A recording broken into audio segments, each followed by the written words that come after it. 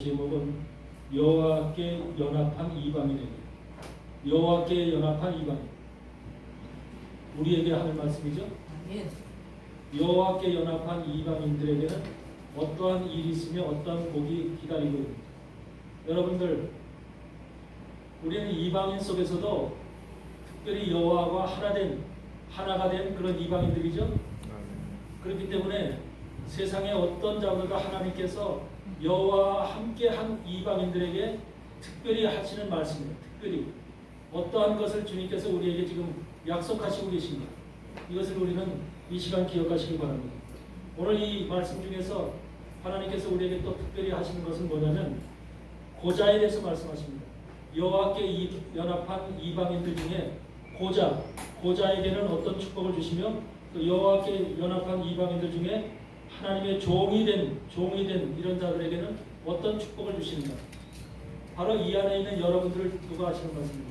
이 안에 계신 여러분들이 하나님과 연합해서 마지막 시대를 하나님의 뜻으로, 하나님의 사명으로, 선택함으로 주의 종이 되고 하나님의 길을 가는 하나님의 종들이기 때문에 여러분들에게 들려드리시는 말씀이라고 생각하시면 됩니다. 첫째는 여호와께 연합한 이방인들은 어떻게 해야 되냐? 안식일을 지켜야 된다는 거예요. 안식일. 아멘? 그러니까 안식일이라고 하는 것에 대한 의미를 우리는 정확히, 우리가 그냥 안식일 편하게 하는 말로다 안식이라는 말을 너무 쉽게 또 편하게 하지만 사실 안식은 뭘 의미합니까? 안식이 뭐예요? 인자는 안식일의 주인이라고 그랬죠. 안식일이 누구를 위한 거예요? 안식일 자체가 무엇입니까? 쉬는 날. 하나님은 6일 동안 창조하시고 7일째 쉬었죠. 안식하셨죠. 그게 이제 안식의 첫 의미지만 사실은 그 의미를 준 것이 뭐야? 우리가 세상 동안 영적으로 보면은 세상 가운데 우리가 6일 동안을 일하고 7일째 쉬죠. 이것이 우리가 이제 성경의 창조의 그 원리, 창조의 근본을 두고서 우리에게 주어진 삶의 지금 일로 진행되고 있는 것이죠. 그래서 모든 사람들이 6일 동안은 열심히 일하고 7일째는 안식이라는 쉼을 얻습니다. 하나님이 인간에게 주신, 사람을 아시고 하나님께서 인간에게 주신 축복의 모습이에요. 만약에 우리가 쉼이 없이 계속 일한다면 어떻게 우리가 감당을 하겠어요? 인간의 몸이 한정이 되어 있는데. 그렇기 때문에 하나님도 그걸 아시고 6일 동안 너희들이 열심히 일하고 7일째는 쉬어라 하는 이런 하나님께서 우리에게 복을 주신 것입니다. 그런데 여기서 그것은 외형적인 것이고 실질적으로 우리 성경은 하나님은 영이시기 때문에 영적으로 우리는 발견해야 돼요. 영으로 안식일이 무엇인가? 영으로 만나는 하나님이 바로 무엇을 의미하는가? 우리에게 주신 안식일을 지키라고 하는 이 의미가 영적으로 하나님이 무엇을 지금 말씀하시고 계신가를 우리가 생각해야 돼요. 이것이 바로 그래서 오늘 여러분들이 읽은 그 말씀 속에서 있는 말씀입니다. 여기서 보면은 2절에 보니까 안식일을 지켜 더럽히지 아니하며 그 손을 금하여 모든 악을 행치 아니하여 하나니 이같이 행하는 사람, 이같이 굳이 잡은 인생은 복이 있느니라. 물론 이스라엘 백성들은 당연히 안식일을 그들은 지킵니다. 이스라엘 백성들이 안식일을 지키는 백성은 이스라엘 백성밖에 없었죠. 그리고 십계명의 출애굽기 20장에 안식일을 지키라고 하는 그 당연한 하나님의 명령이 있었기 때문에 이스라엘 백성들은 광야 시대에서부터 안식일을 지키는 훈련이 되어 있죠. 이스라엘 백성들이 이스라엘의 역사를 보면은 수많은 바벨론과 포로, 아수르의 포로 이후에 이스라엘 백성들이 전 세계에 흩어지면서 지금까지 이스라엘이라고 하는 이름과 유대인이라고 하는 존재의식을 가지고 있던 이유가 뭐냐? 어느 곳에 가든지 간에, 어떤 나라에 가든지 간에 그들은 안식일을 지켰다는 거예요. 유대인들은. 그러니까 유대인 속에는 안식일이라는 것이 철두철미한 그들이 지켜야 될 하나님의 약속입니다. 그렇기 때문에 안식일을 잘 지키고 안식일을 제대로 섬긴 그런 백성은 유대인밖에 없어요. 사실은. 그래서 유대인이라고 하는 사람들은 안식일, 이스라엘 학자가 하는 소리예요. 뭐냐면 이스라엘 왜 지금까지 2000년이 나라가 없어진 지 2000년이 되는데도 불구하고 지금까지 존재하는 이유는 뭐냐? 안식일로 그들의 정체성이 잊어버리지 않았다. 안식일이라는 것 때문에. 어디에 가서 있든지 간에, 러시아에 가서 있든지 간에, 미국에 가 있든지 간에, 남아프리카에 가 있든지 간에, 아르헨티나에 가 어느 나라에 갔든지 간에 그들은 그곳에 가 있는 곳마다 회당을 지어놓고 회당에서 안식일을 드렸다고 하는 이 사실이 그들에게는 엄청나게 이스라엘이 하나 될 수 있는 그들의 정체성을 율법의 정체성을 지킬 수 있는 하나님의 거룩한 말씀을 그들이 시행하고 지켜왔기 때문에 이스라엘이라는 나라가 소멸되지 않았다는 겁니다. 아멘. 그러니까 안식일이라고 하는 것이 그만큼 중요하다는 거예요. 그러니까 이스라엘 백성들에게는 철두철미하게 안식일을 지키는 것이 그들에게 습관화되어 있죠. 그래서 이스라엘 백성들은 안식일을 언제 지켜요? 금요일날 저녁서부터 토요일날 저녁까지를 그들은 안식일을 지키죠. 이스라엘 백성들이 안식일을 어떻게 지키는지 여러분 아세요?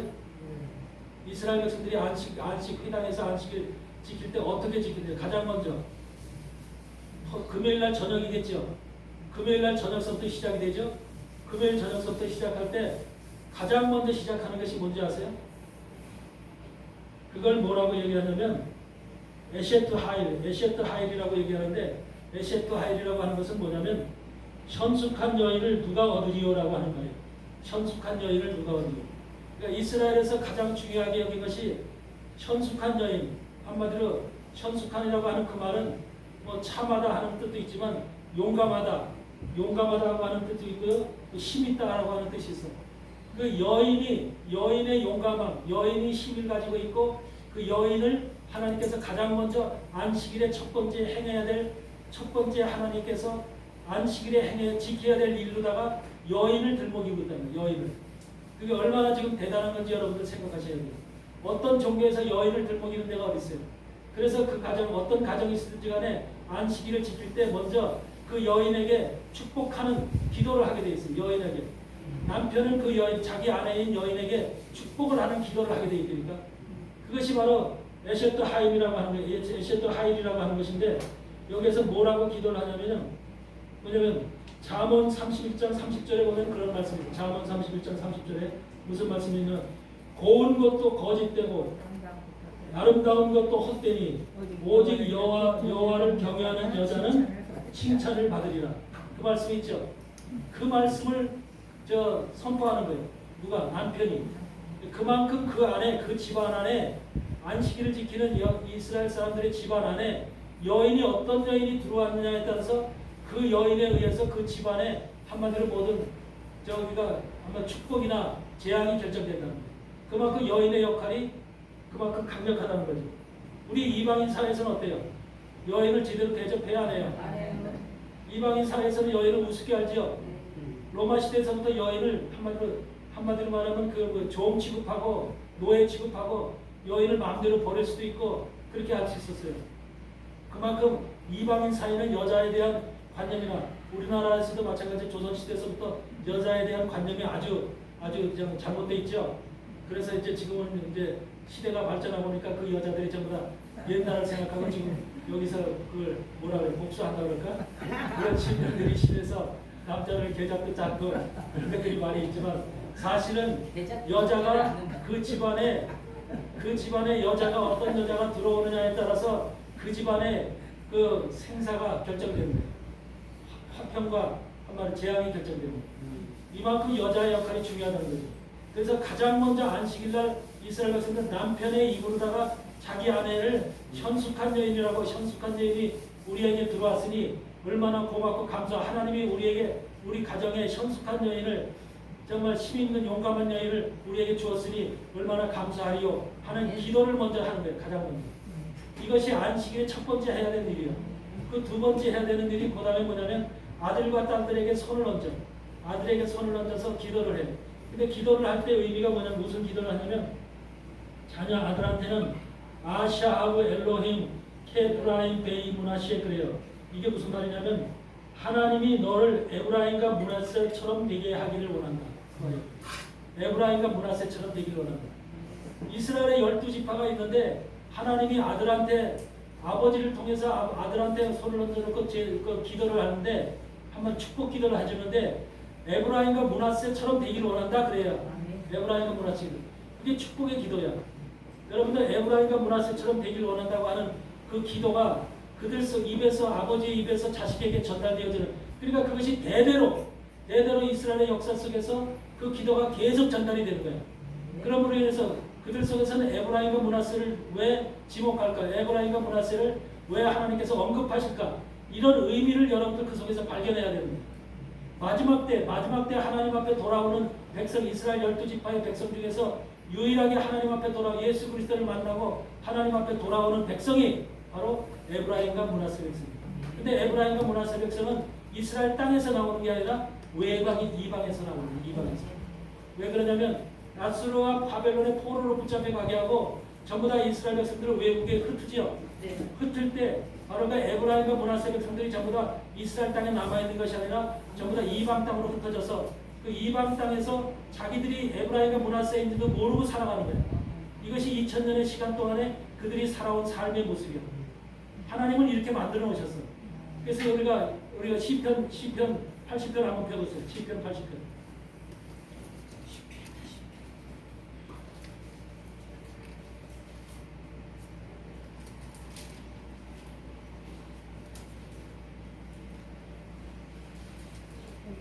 저거 푸셨어? 이거 안 나와?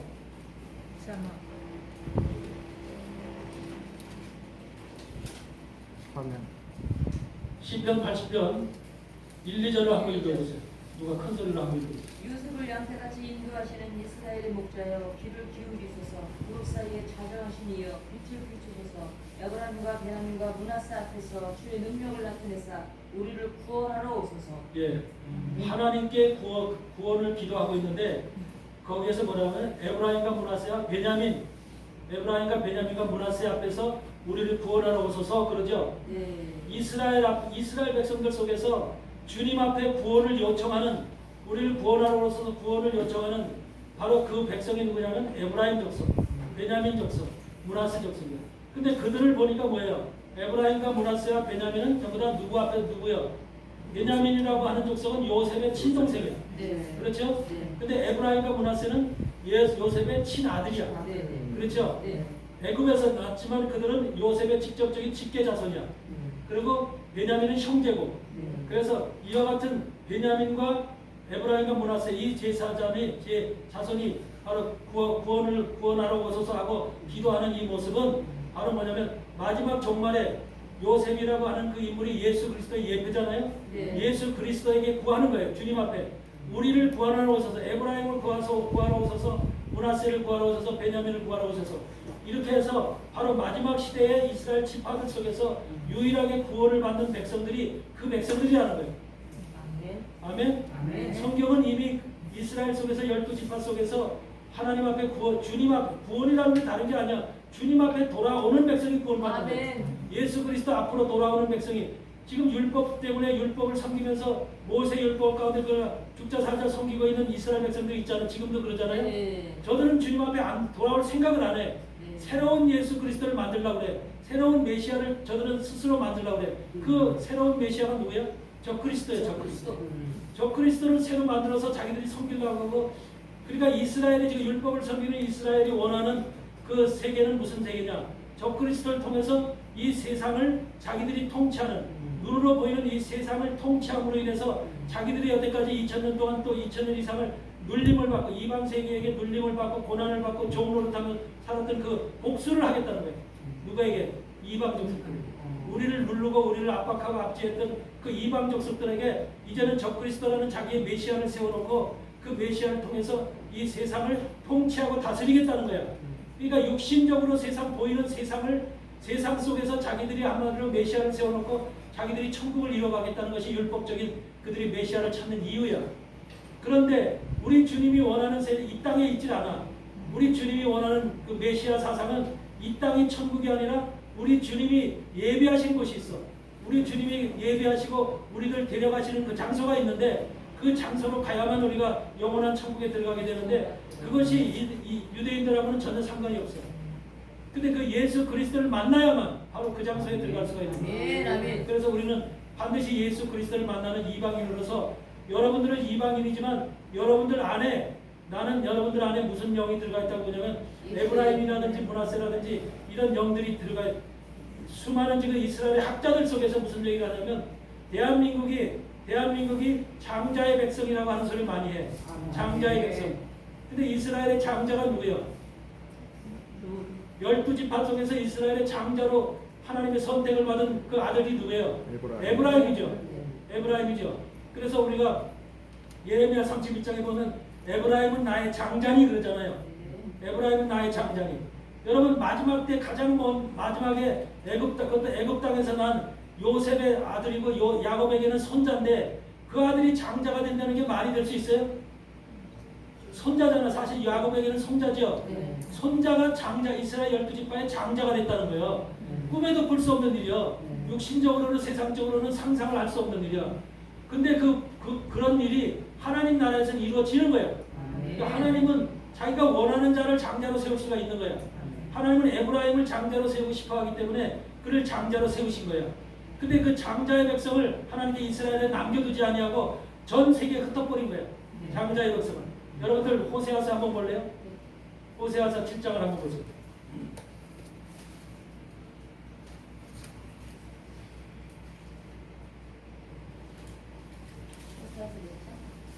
호세아서 7장 10절쯤인가 거기 한번 보세요.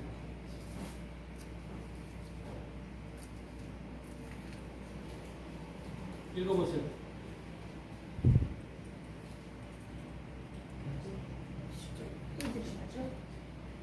이스라엘의 교만은 그 얼굴에 드러나나니 그들이 이 모든 일을 당하여도 그들이 하나님 여호와께서 돌아오지 아니하며 구하지 아니하리다. 11절 쭉. 에브라임은 어리석은 비둘기와 같이 지혜가 없어서 애굽을 향하여 부르짖으며 아스루로 가는도다.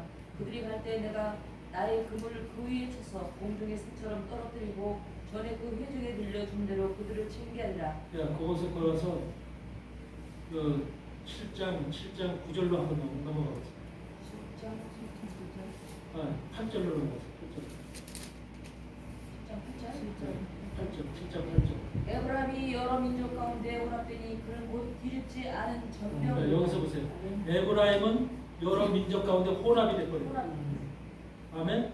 이스라엘의 장자인 에브라임이 이스라엘 땅에 남아있지 않고 여러 민족, 다시 말하면 이방 가운데 흩어져서 혼합되었대 그들에게.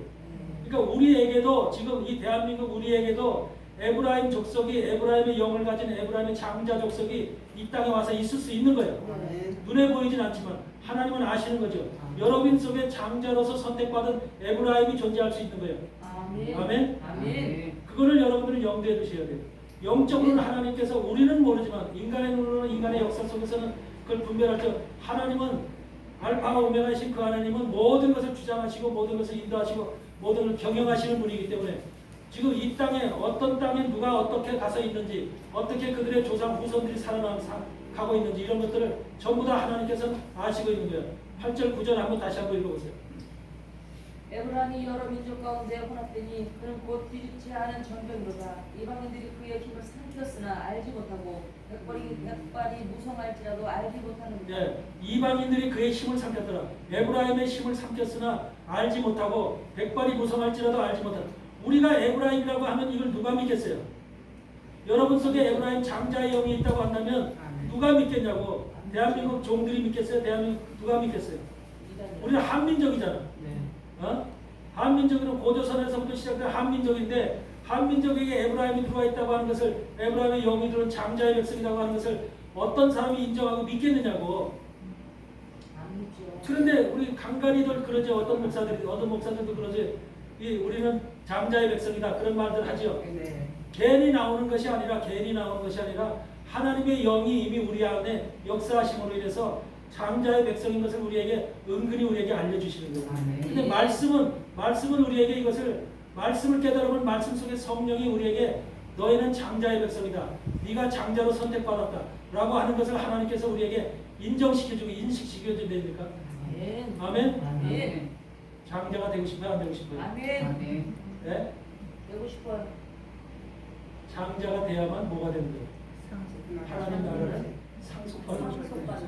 상속권이 있는 상속권이 있을 뿐만 아니라 장자를 다른 말로 뭐라고 해요? 제사장이라고 얘기해요. 제사장. 하나님 나라의 제사장. 그것도 아론의 제파의 제사장이 아니라 멜기세덱의 제사장. 하나님 나라는 멜기세덱의 제사장인 대제사장인 예수 그리스도가 딱 서 있는 곳이야. 근데 예수 그리스도와 함께 하고 있는 예수님과 함께 일을 보고 있는 하나님 나라의 일을 보고 있는 제사장들로 선택받았다는 것이 바로 장자예요. 아멘. 그래서 그 제사장들의 채택받은 그런 사람들이 저는 항상 기도하고 있어. 대한민국이 깨어서 마지막 시대 하나님의 제사장 나라로 정말로 이 나라의 하나님의 제사장 에브라임이라는 하나님의 영을 가진 제사장 나라로 선택되어서 이 나라가 하나님의 크게 쓰임받는 그런 나라가 되게 해주십시오. 기도하면 되니까. 아멘. 아멘. 여러분들 그런 기도하시기 바래요. 아멘. 아멘. 우리가 기도할 때 하나님이 더욱더 확실하게 응답해 주십니다.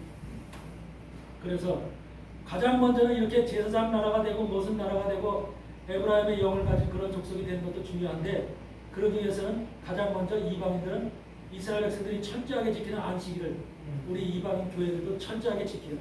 근데 이방인 교회에서 안식일날 왔다 갔다 교회 종교인으로서 안식일을 지키라는 게 아니에요. 종교인으로서 안식일을 지키라는 게 아니라 안식일의 철저한 의미를 깨닫고, 안식일이라는 것이 어떤 것이냐, 안식일을 지키는 것이 무엇을 지키냐, 예수 안으로 들어가는 것이다. 나는 그렇게 인정해요. 안식일이라는 것은 바로 안식일의 주인이신 예수 그리스도. 인자는 안식일의 주인이라고 그랬죠. 그러니까 안식일의 주인이신 예수 그리스도 속으로 들어가는 것이라는 거예요. 그러니까 오늘은 내가 예수님 안으로 들어가는 것이라구나, 예수님 안으로 들어가서 예수님과 함께 먹고 마시는 시간이라구나 라고 하는 것을 여러분들 깨달아야 되는 거예요. 아멘. 아멘. 이것이 바로 안식일의 진정한 의미라는 거예요. 그래서 안식일에 거기서 보면 그런 말씀이 있죠. 그 손을 금하여 악을 했지 안식일을 지켜 더럽히지 아니하면 그래. 더럽히 안식일을 지키라고 할 때는 항상 뒤에 꼭 따라다니는 말이 있어. 더럽히지 아니하면라는 말이 따라다녀요. 그러니까 우리가 그 말씀 있죠. 6절에도 있죠.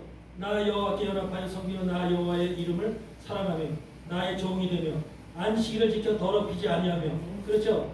안식일을 지키라고 하는 말 다음에는 더럽히지 아니하며가 따라다닌다니까.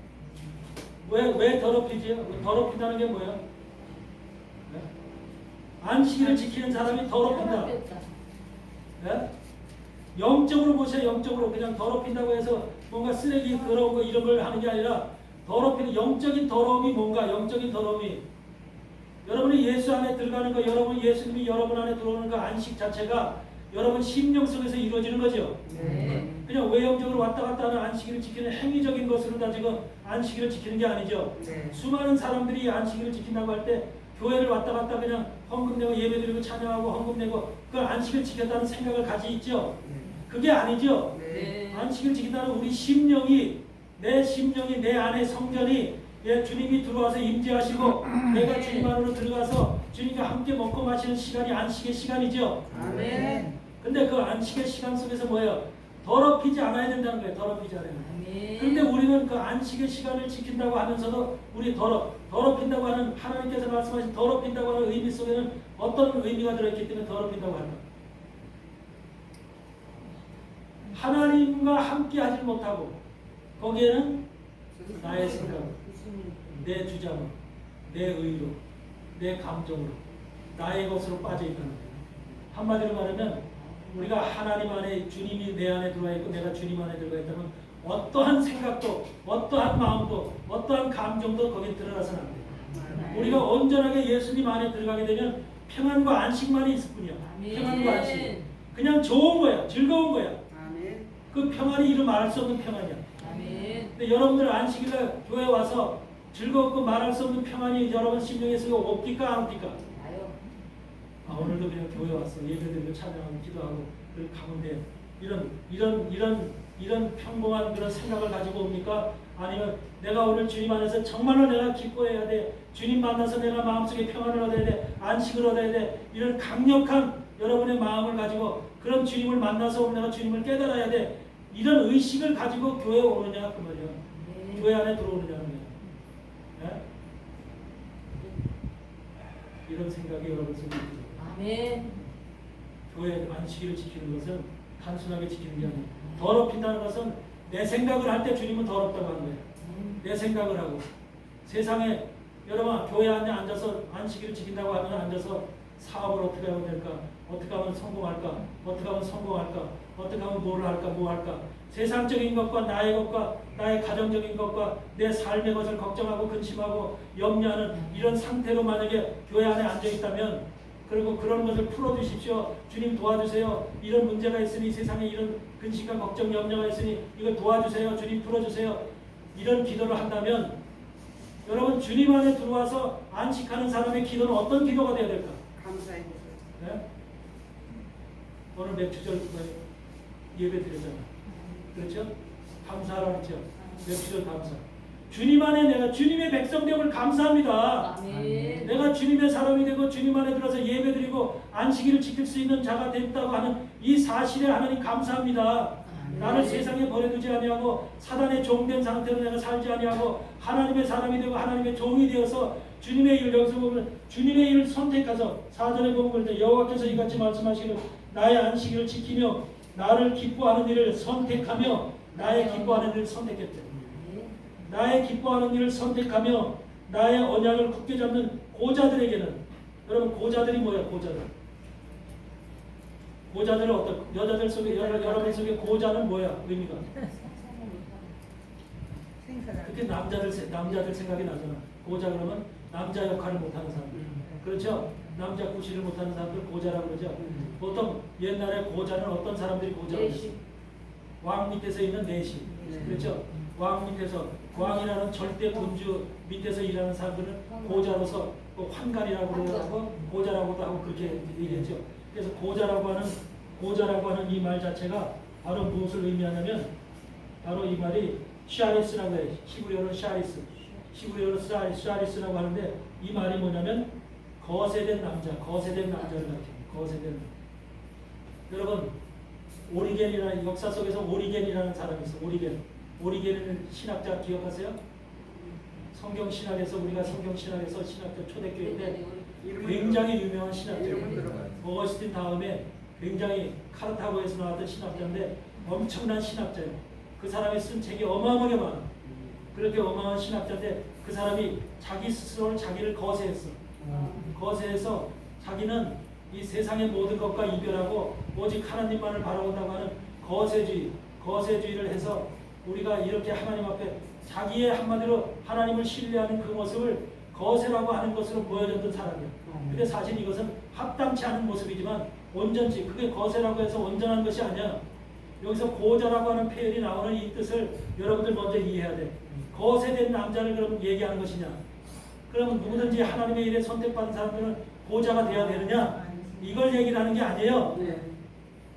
고자라고 하는 것은 뭐라? 누구도 고자라고 하냐면 여러분 레위기 2장에 보면 레위기 4장에 보면 속죄제를 지를 때 대제사장이 범죄하게 되면 무엇으로다가 속죄 제물로 드리죠?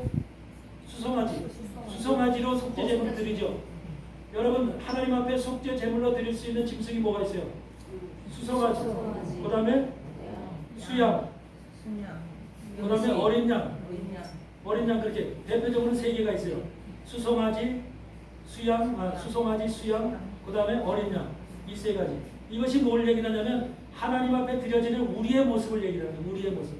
우리가 하나님 앞에 제물로 드려져야 될 자들이거든요. 여러분들이 다 하나님 앞에 제물이야. 이미 하나님 앞에 예수 그리스도를 통해서 제물로 드려졌어. 그렇기 때문에 여러분은 제물로 드려졌기 때문에 더 이상 여러분은 산 자가 아니라 죽은 자야. 아멘? 그런데 수송아지로 드려진 자냐, 제물로 드려진 자냐, 수양으로 드려진 자냐, 어린 양으로 드려진 자냐, 그것에 따라 달라. 수송아지로 드려진 자를 수송아지를 뭐라고 해야 되냐면 거세된 소라고 해. 거세된 소. 히브리어는 거세된 소라고 해. 수송아지를. 아셨어요? 그럼 거세된 소는 뭐야? 바로 여기 고자라는 말이야. 고자된 종이라는 게 거세된 소. 고자된 제사장이라는 게 거세된 제사장. 제사장이 범죄했을 때 그 제사장의 죄가 아니고 제사장의 범죄는 누구한테 넘어가? 네? 제사장이 범죄를 했어. 그럴 때 수송아지를 가지고 제물로 드려서 그 범죄를 속죄하지요. 그런데 속죄하기 전에 제사장이 범죄하게 되면 그 죄가 누구한테? 제사장의 죄가 돼요? 누구 죄가 돼요? 만약에 내가 제사장이야. 그래서 내가 제사장이 범죄를 했어. 범죄했는데 이 죄가 하나님은 너 제사장의 죄라고 얘기를 안 하더라고. 제사장의 죄가 아니고 네 죄가 넘어간대. 누구한테? 백성에게 넘어간대. 백성에게. 제사장이 죄를 짐으로 인해서 백성에게 죄가 전가된대. 이게 레위기의 제사장이 범죄했을 때 속죄 제사를 드릴 때의 모습이야. 그러면 그것은 영적으로 오늘날의 기독교적으로 얘기할 것 같으면 뭐야? 목사가 제사장 역할을 하는 목사가 범죄하면 그 죄가 누구한테 넘어간다? 백성에게 넘어간다는, 성도에게 넘어간다는 소리야. 성도에게. 네. 이해되세요? 네. 그러니까 하나님은 제사장의 죄를 지금 인정을 해, 안 해? 이 제사장 자신의 죄를 인정을 안 해. 그래서 여러분들 주님께서 마태복음 19장에서 하는 말이 뭐에 있어? 제사장이 성전 안에서 죄를 범할지라도 그 안식을 지킬지 않을지. 여러분 이스라엘에서 안식을 안 지키면 큰 죄지요. 네. 그런데 제사장이 성전 안에서 안식을 지키지 않을지라도 그것이 죄가 아니다 그지? 그 말씀이 있어요 없어요? 어때서 제사장은 그럼 빼놨어? 성전 안에서 죄를 졌는데 안식을 안 지켰는데 이스라엘에서 안식이라는 건 철저하게 안식을 안 지키면 돌 맞아 죽게 돼 있어. 그래 안 그래요? 네. 근데 안식을 안 지켰대. 제사장임에도 불구하고. 그런데 죄가 아니네. 죄를 인정치 않는데 하나님께서. 그럼 제사장은 특별 권세를 받은 거예요? 하나님으로부터? 왜 이런 거야? 왜 그런 거야? 제사장의 신분은 왜 하나님께서 이렇게 너그럽게 봐주시는 거예요? 네? 죄를 지면은 그 죄에서 너 죄 진 게 아니라 내 죄가 백성에게 넘어간다? 그 다음에 제사장이 죄를 지면은 성전 안에서, 교회 안에서 안식을 안 지켰어. 한마디로 안식을 예배 드리는 시간에 저기서 낮잠 잠자고 있었어. 방에서 잠자고 있었지. 예배를 안 드렸다니까? 근데 하나님이 죄를 인정 안 해. 성전 안에서, 제사장이 성전 안에서 안식을 안 지켜도 그것이 죄가 아니다. 이렇게.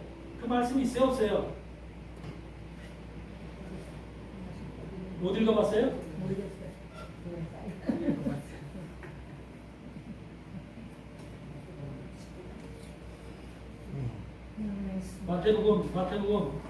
마태복음 펴줬어요.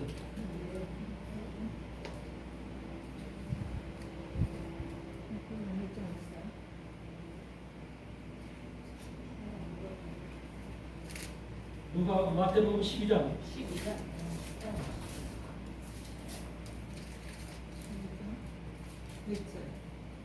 1절로 8절까지 한번 읽어보세요. 누군지 큰 소리로 읽어보세요. 그때 예수께서 안식일에 밀밭 사이로 가실새 제자들이 시장하여 이삭을 잘라 먹으니 바리새인들이 보고 예수께 말하되 보시오 당신의 제자들이 안식일에 하지 못할 일을 하나이다. 예수께서 이르시되 다윗이 자기와 그 함께한 자들이 시장할 때에 한 일을 잊지 못하였느냐. 그가 하나님의 전에 들어가서 제사장 위에는 자기나 그 함께한 자들이 먹어서는 안 되는 진설병을 먹지 아니하였느냐. 또 안식일에 제사장들이 성전 안에서 안식을 범하여도 죄가 없음을 너희가 율법에서 잊지 못하였느냐. 지금 안식일에 제사장들이 성전 안에서 안식을 범하여도 죄가 없대. 네. 여러분 이 말씀 처음 읽어봐요? 읽은 것 같은데 여기 생각이 났어요. 생각이 빨리 안 나서. 그러면 이것을 볼 때는 철저하게 하나님은 안식일을 지키는 것이 하나님의 명령인데 이 안식일을 안 지키면 누구든지 돌 맞아 죽게 되어 있는 것이 하나님의 뜻인데 어떻게 제사장은 예외냐 그 말이야. 예외냐. 그것도 성전 안에서. 네? 여러분 제사장은 왜 그럴까? 왜 제사장이 다윗이 도망갈 때 제사장들밖에 먹지 못하는 성전 안의 떡을 그 사람들에게 줬죠? 네. 이것은 안식을 범한 거죠. 네. 하나님, 예수님은 안식일날 신약성경에 보면 안식일. 안식일날 병을 고치더라고요. 네. 네. 그리고 바리새인들의 그 공격을 받은 이유 중에서 왜 하필이면 안식일날 병을 고치느냐? 그러니까 예수님은 계속해서 안식을 범했죠. 네. 율법에서 보면 계속 예수님은 안식일과 상관없이 사역을 하신 분이에요. 근데 철저히 이스라엘 바리새인들의 눈으로 봤을 때는 있을 수 없는 일이야. 율법을 섬기는 그들의 눈으로 봤을 때 예수님은 정말 하나님의 아들이 아닌 거야. 네. 근데 예수님은 안식일의 주인이라고 하면서 안식일의 본인이 주인. 주인이라고 하면서 또 제사장들도 성전 안에서 안식을 범하여도 죄가 없다고 저렇게 말씀을 하시면서 안식을 갖다가 한마디로 이스라엘 율법자들이 아주 귀하게 여기는 생명같이 여기는 그 안식을 우습게 여기는 거지. 예수님 자신이 안식일의 주인이라고. 왜 그래? 근데 주님이 안식일의 주인인 것은 맞는데 왜 제사장들까지 성전 안에서 안식을 안 지켜도 죄가 아닙니다. 성전보다 예수 그리스도. 제사장이라고 하는 이름은 뭘 얘기하냐면 성전 안에 들어가 있는 자들이죠. 그래서 성전 안이라고 합니다. 네. 성전 밖에 있는 자가 있고 성전 안에 있는 자가 있죠. 제사장 자체는 제사장이라고 하는 그 이름에는 나는 성전 안에 있는 자야. 그게 붙어 있는 거예요. 그러니까 성전에 들어갈 수 있는 건 제사장밖에 못 들어가죠. 네. 그랬어요, 안 그랬어요? 네. 성전 안에는 제사장밖에 못 들어가요. 레위인들도 못 들어가죠. 네. 제사장만 들어가요. 그러니까 성전 안에 들어갔다는 것은 결국은 뭐라고 그래요? 성전 안에 들어갈 수 있다는 것은 예수 그리스도 안에 들어갈 수 있는 자라는 거예요. 그러니까 예수 그리스도와 함께하는 자들이라는 거예요. 예수 그리스도의 몸 안에 들어가 있다는 자들이에요. 그러니까 제사장은 예수 그리스도의 몸 안에 있는 자들이라는 거예요. 그러니까 예수 그리스도가 바로 그 안에 있고 그들이 함께 연합된 자들이라는 거예요. 예수님과 성전 안에서. 그러니까 우리는 성전 밖에 있는 자가 있고 성전 안에 있는 자가 있는데 오직 구약시대에 성전 안에 들어갈 수 있는 신분은 제사장밖에 못 들어가. 그렇죠? 성전이라고 하는 것이 예수 그리스도의 몸이야. 아멘? 아멘. 그 성전이라고 하는 게 예수 그리스도의 몸인데 그 예수 그리스도의 몸이 바로 제사장만 들어가니까 예수님과 제사장은 하나 되었다는 하나가 된 존재라는 거예요. 그게 부부라고 그랬죠. 부부. 네. 부부가 된 존재예요. 그래서 예수님과 그 부부가 된 존재는 뭐야? 예수님 안에 있기 때문에 안식일을 범해도 아무 상관이 없는 거예요. 예수님 자신인 거예요. 한마디로 예수님 자신인 거예요. 예수님 자신이 안식일날 환자들 치료해서 율법자들에게 공격을 받았듯이 그건 공격의 대상이 될 수는 있는데 그 예수님 안에서 하나님이 볼 때는 그게 하나도 죄가 아니고 하나도 범죄가 아닌 거예요. 여러분들 제사장의 신분으로서 정말로 예수 안에 들어가 있는 성전 안에 들어가 있는 그런 존재가 된다면 그런 것을 하나님께서는 너는 나와 함께 있는 나와 함께 살아가는 그런 존재로 하나님께서 인식하시고 그 어떤 죄도 성전 안에 들어가 있는 사람의 죄는 하나님께서 인정을 안 합니다. 보질 않는 거예요. 아멘? 아멘. 그렇기 때문에 로마서 4장에 그런 이야기를 하는 거예요. 다윗의 의를 얘기를 하면서 로마서 4장에서 6절, 7절, 8절에서 보래요. 죄를 가리우심을 받고 불법을 가리우심을 받고 죄를 인정치 아니하시고 죄를 가리우심을 받는 자는 복이 있나니 그런 말씀이 있어요, 없어요? 아멘. 있어요. 로마서 한번 읽어보세요. 4장에.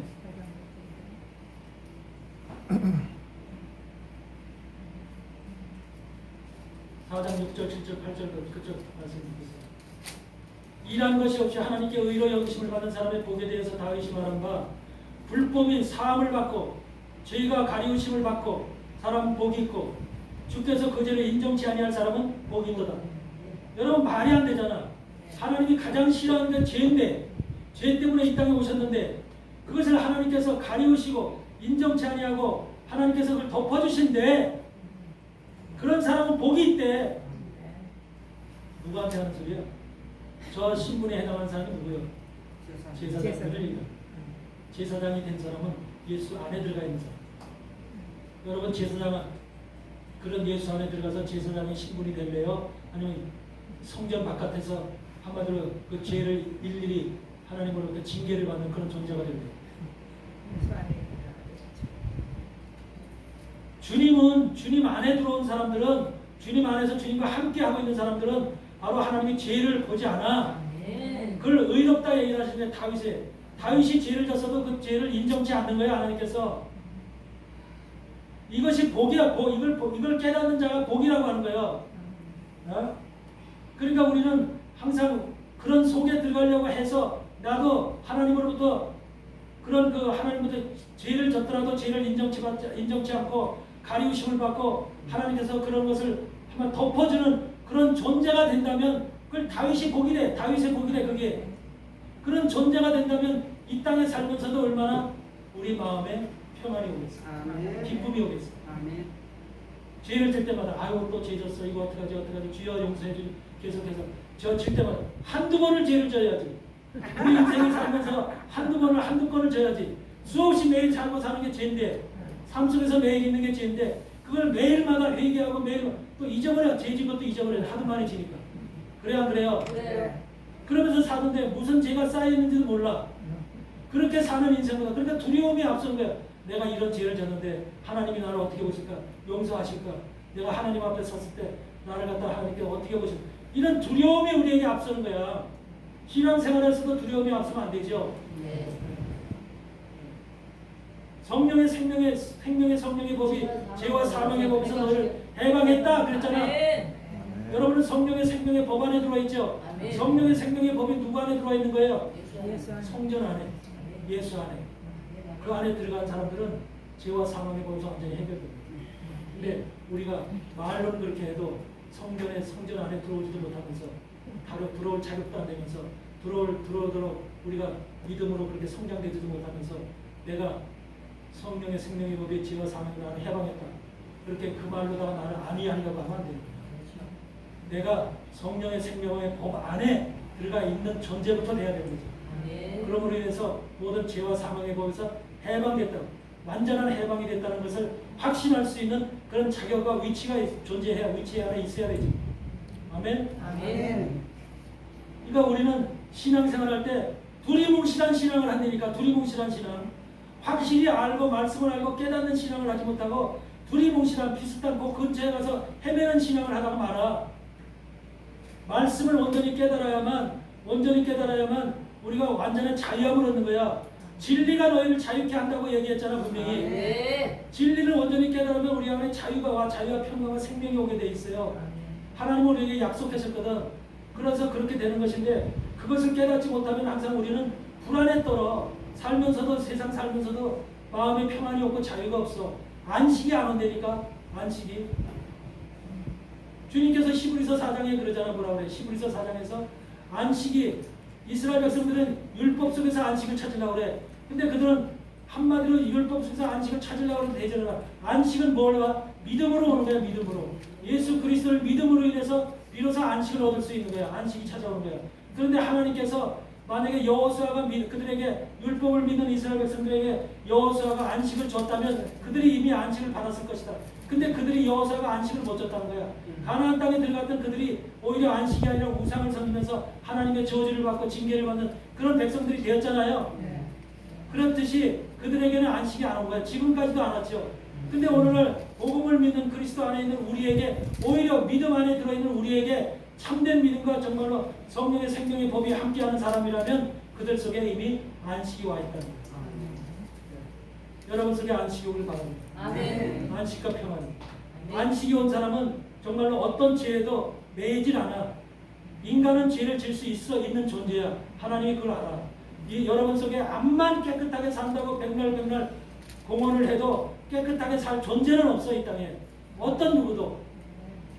여러분 아타나시우스라고 하는 사람이요, 옛날에 깨끗하게 살라고 어떤 일을 했냐면 장대를 20m 높이 꼭대기에 올라가서 가부좌를 들고 거기에 앉아 있었어.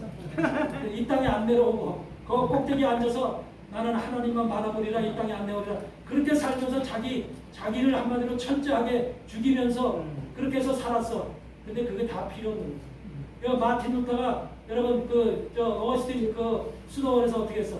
무릎으로다가 계단을 올라서 물집을 찌고 무릎으로다가 무릎에서 피가 철철 나도록 그렇게 해서. 그런데 그래도 깨달은 게 없어. 하나님께서 안식을 안 줘, 평안을 안 주더라는 거야. 그래서 비로소 깨달은 거예요. 로마서 1장 17절. 복음에는 하나님의 의가 나타나서, 복음 속에는 하나님의 의, 예수 그리스도라는 의가 있다는 거야. 복음 안에, 신약 속에 복음에는 하나님의 의가 나타나서 믿음에 이르게 한다는 거야. 믿음이 자라는 것은 바로 믿음에서 믿음으로 성장돼야 되잖아. 믿음이 점점 더 강화돼야 되잖아. 믿음으로 예수 그리스도의 향기가 점점 더 강화되고 짙어야 되잖아. 믿음이 한정된 요 믿음으로 끝나는 것이 아니라 믿음에서 믿음으로 자꾸 이렇게 눈덩이가 커지듯이 커져야 되는 거잖아요. 믿음에서 믿음에 이르게 하는 것이, 복음 속에는 하나님의 의가 들어있어서 믿음에서 믿음에 한다고 요 사실을 깨달아야 되는 거예요. 아멘? 그러니까 신약의 복음 속에는 하나님의 의는 누구야? 의 자체이신 예수 그리스도가 들어있다는 거예요. 예수 그리스도. 그러니까 그 의의 말씀이 바로 뭐야? 구약이야, 구약. 구약이 의의 말씀이 기록된 거야. 예수 그리스도라는 말은 안 나와. 구약 속에 한마디도 안 나와. 오직 히브리서 이사야 12장에서 나오는 말씀이 있어. 여러분 나사렛이라는 말도 이스라엘 구약 성경에 안 나와. 나사렛이라는 말 구약 성경에서 봤어요? 우리 보통 나사렛 예수 많이 하잖아. 근데 나사렛이라는 말도 안 나와. 그런데 유일하게 히브리어로 기록된 나사렛 언어가 있어. 거기에서 나세르라고 하는 말이 있어. 그것은 나사렛을 의미하는데 바로 이사야 11장에 딱 한 번 기록되어 있어요. 그것이 뭐냐면 그런 말로 기록되어 있어요.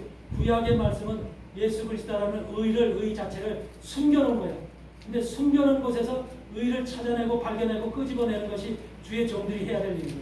그걸 영의 말씀을 바로 샘물을 파냈다, 우물을 파냈다 얘기하는 거예요. 그러니까 예수님이라고 하는 존재는 구약 속에 수없이 많은데 그 구약 속에 숨겨진 의가 예수가 바로 숨겨져 있어서 그걸 구약의 말씀을 파서 그 중에서 우물을 파듯이 물을 파듯이 생수를 파내듯이 끄집어내야만 비로소 발견되어지게 나타나는 것이 예수 그리스도라는 거예요. 그런데 그 신약이라고 하는 것은 그 의가 나타나고 표현된 말씀이에요. 표현된 말씀. 예수 그리스도는 이런 분이다. 예수 그리스도는 이렇게 사역하고 이래서 이 땅에 오셨다라고 하는 것을 신약의 말씀은 것을 표현되고 꽃잎이나 열매로 나타내게 하신 거예요. 구약의 말씀이 나무의 뿌리라면 뿌리 속에서 물을 빨아들이잖아. 여러분 나무 잎사귀 열매들이 뿌리에서 물을 안 빨아들이면 나무 잎사귀 열매 열릴 수 있어요? 없어요? 없어요. 나무가 다 말라 죽지요. 네. 그러니까 구약이라는 나무 속에 뿌리 속에서 의라고 하는 말씀이 물이 올라와서 열매를 열고 신약을 열는 거예요. 잎사귀를 열고 열매를 열고 해서 전부 다 신약이라는 걸 보니까 잎사귀 잎사귀 노란 잎사귀 파란 잎사귀 정말로 빨간 잎사귀에다가 과일도 사과 열매, 배 열매, 무슨 귤 뭐 해서 향기가 각기 다른 열매들이 있죠. 그게 신약의 복음의 열매의 냄새들이야. 신약이라는 말씀의 냄새들이 각가지로 나타나는 거야. 그런데 그런 것도 신약에 지금 그렇게 복음 속에 나타나야 돼요. 그게 바로 의로 통해서 구약의 구약 속에 뿌리 속에서 뿌리는 보이지 않잖아. 구약 속에 구약이 보여 안 보여? 나무 뿌리가 보여 안 보여? 안 보이잖아. 그렇지만 물이 올라오기 때문에 그런 게 열린 거잖아. 구약의 말씀이 올라와서 의의 말씀이 올라와서 잎사귀를 열리고 나무 열매를 열려서 우리가 눈으로 보는 거잖아. 그게 신약이거든요. 그러니까 그런 신약을 지금 우리가 눈으로 보고서 그 신약의 맛 속에 들어가 있는 귤을 먹었더니 이렇게 시고 달구나. 이 맛 속에 있는 예수 그리스도. 사과를 먹었더니 사과 맛은 이렇구나. 그 맛 속에 있는 예수 그리스도. 또 이렇게 복숭아를 먹었더니 복숭아 맛은 이렇구나. 이 각가지의 맛이 바로 복음 속에 들어있다는 거예요. 복음 속에. 그러니까 예수 그리스도의 맛은 각가지 다양한 맛으로 수없이 많은 다양한 맛으로 존재한다는 거예요. 그래서 신약을 먹어봐야만 신약의 복음을 먹어봐야만 그 속에 있는 맛이 예수님은 이런 맛을 구약 속에 숨기고 있었구나 라고 하는 것을 안다는 거예요. 깨닫는 거예요. 아멘. 아멘. 그냥 성경을 읽어가는 것이 아니라 그 속에 있는 맛을 느끼시기 바라요. 아멘. 맛을 느끼고 그 맛이 내게 들어와서 내 맛이 되어야 되는 거야. 내 맛이. 복음에는 하나님의 의 예수 그리스도가 들어있어서 믿음에서 믿음에 이르게 한다고 하는 그 사실이 바로 마틴 루터를 종교 개혁을 하게 한 동력이 된 거예요. 네. 마틴 루터. 근데 보니까 어거스틴도 로마서 1장 17절을 통해서 그가 바뀌어. 어거스틴이 엉망진창했던 사람이거든. 네. 개판으로 살던 사람이야. 근데 어머니로 인해서 한마디로 말하면 이게 변화를 받아가지고 그가 밀라노에 가서 암브로시스라고 하는 그런 신학자, 그때 로마 시대에 굉장한 로마를 대표하는 라틴을 대표하는 신학자였는데 그 암브로시스한테 세례를 받고 그때서부터 수도원에 들어가서 주의 종이 된 사람이 바로 어거스틴이에요. 그러니까 그런 어거스틴도 개판으로 살다가 바로 로마서 1장 17절의 말씀을 통해서 변화를 받은 사람이에요. 그러니까 유명한 그 신학자와 우리의 선배들이 바로 그런 로마서 1장 17절의 말씀을 통해서 변화받았듯이 여러분들도 그 말씀을 읽고 깨닫고 묵상해서 그 말씀의 의미가 무엇인지를 온전하게 새롭게 깨닫기 바랍니다. 여러분 나름대로 깨닫길 바라요. 그래서 그랬을 때 비로소 믿음에서 믿음이 성장되어져 간다는 거예요. 아멘. 첫째는 우리가 안식일을 잘 지켜야 됩니다. 이방인의 축복을 받는 비결은 안식일의 의미를 철저히 알고 깨닫고 그 안식일이 나와 함께 내 속에서 함께 해야 된다는 거예요. 주님이 내 속에 함께 한다는 것이 바로 결국은 뭐냐면 성전으로 들어가는 거예요. 성전으로 들어가는 거예요. 아멘. 그래서 여러분들은 마지막 시대를 살아가는 우리는 그냥 하나님은 마지막 때 필라델피아 교회 이후에 하늘 문을 여시고 하늘에서 문이 열려서 하늘에서 은혜가 떨어지고 뭐 지식이 떨어지고 지혜가 떨어져야지 우리가 깨닫는 거예요. 인간들이 인간의 실력과 능력으로 뭐 우주선을 날리고 그러는 게 아니에요. 하나님께서 주신 지혜가 이 땅에 내려와야지만 하나님이 창조한 빛이 잊어버린 우리들이 바로 지혜를 받아서 그 지혜 가운데 모든 것을 만들어낼 수 있고 영적인 성장을 할 수가 있고 모든 것이 하나님의 경영하심에 따라 되어지는 거예요. 아멘? 아멘. 그래서 내 실력으로 이렇게 되었다, 내 능력으로 이렇게 되었다는 것이 아니라 하나님께서 부어주시고 지금 마지막 시대는 하나님께서 이것을 물붓듯이 부어주셔요. 그래서 기도하고 간구하게 되면 소원하게 되면 하나님께서 우리에게 주신다니까. 그런 자를 통해서 여러분들이 성전 안에 들어가서 제사장급의 성전 안에 들어가서 모든 것을 하나님으로 사함받는 그런 존재로 변화받으시기를 주의 이름으로 축원합니다. 아멘. 아멘. 아멘. 하나님의 나팔 소리가 몇 장이에요?